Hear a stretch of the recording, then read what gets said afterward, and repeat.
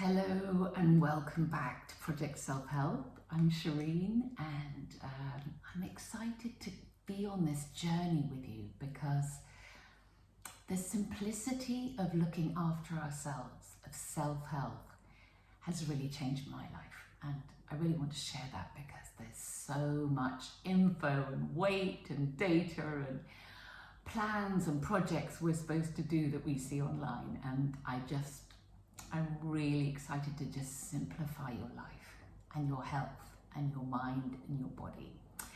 So this week I wanted to talk about food. There is a plethora of versions of what we should eat. There are extreme diets, there are binges we're encouraged to have because there's so much advertising. But basically what we should eat is on the cover of this National Geographic. I don't know whether you can zoom in and see. It's essentially plants with some fish, some nuts. And the interesting thing about this is this edition is a whole edition on longevity and health. And in the end, what they come down to is we need to eat well. We need to exercise, we need to sleep well, we need a purpose, we need some community. As I keep saying, it's very simple, but there's no money in telling people to eat lemons.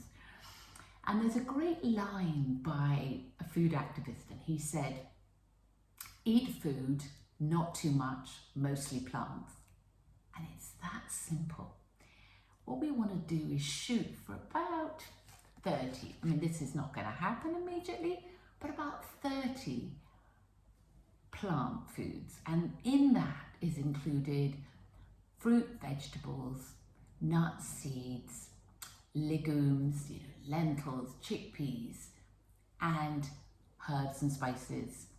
So actually, if you start totting it up, it's a really good thing to do. Like, how many vegetables have I had this week? Can I introduce a few more?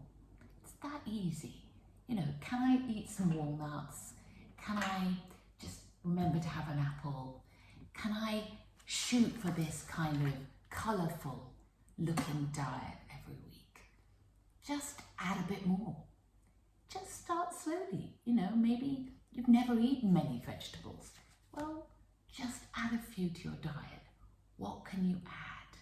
Rather than take away, rather than deny. And we're going to get to the other parts, the exercise, the purpose, the sleep. We're going to address all those in the next weeks to come. But I think what we put into our body is what gives us energy, what gives us vitality, what makes the system feel nourished, calm, tranquil. And so shooting for natural food as opposed to invented processed food your grandmother would recognize, is essentially where we need to start.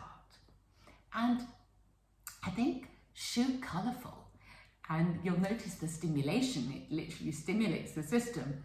Think, how many more colourful fruits and veg can I add? Can I have a packet of nuts in my bag? And when I'm on a tube or train and I'm hungry, can I just munch on those? Can I put some hummus in my diet? You don't even need to make it. You can just buy it in a pot, and that is good for you. Can I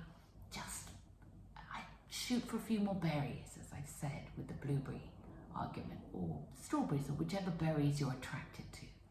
Just bring more colour and plants into your diet. You don't have to give up meat. You don't have to be vegan. It's just make sure there's a lot of healthy plants in your diet. And, it's really striking, this edition. This is a whole year's work of a journalist looking at all the science, talking to the top scientists in the States, and research and everything that we know now and everything we're trying to prove on longevity. And in the end, this is what it comes down to.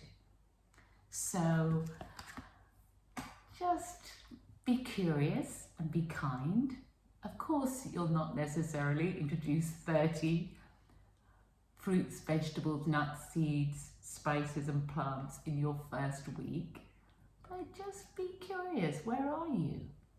How much more can you add, just easily? And enjoy the fact you're adding, not taking away. And next session, we're going to look at what does it mean to move? What is this exercise we're talking about? What is the middle way?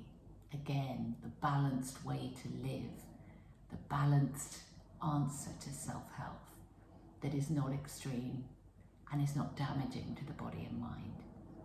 So look forward to moving on to that bit of the journey with you next week. Be well. This was Project Self-Help. I'm Shireen. Thank you for listening.